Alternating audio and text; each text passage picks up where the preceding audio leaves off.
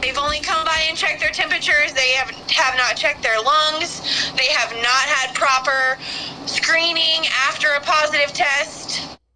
More than 500 prisoners at the Arizona State Prison Complex in Tucson have tested positive for coronavirus. Yeah, that woman's husband in the inside. That's more than 50% of that inmate population in that particular unit. Our Monica Garcia spoke to the wife of an inmate whose husband is among those that were diagnosed.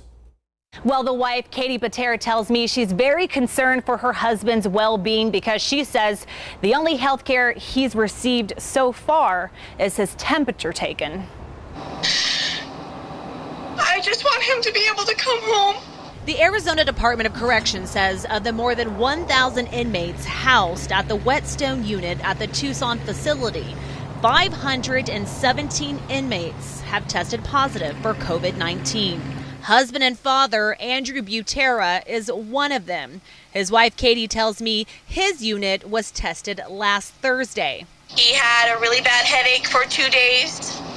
Then the night after they tested, he had, when he was sleeping, he had night sweats and chills. She says Andrew, who is a non-violent offender, is one of the lucky ones, that there are others in his very own pod who are elderly or have underlying conditions worse off.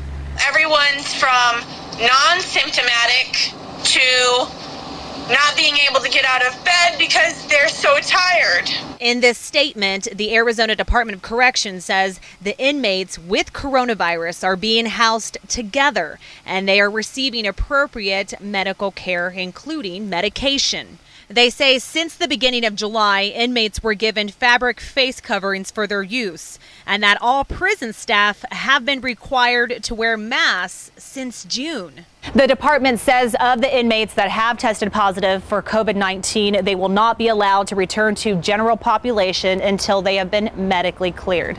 In Phoenix, I'm Monica Garcia with Arizona's Family.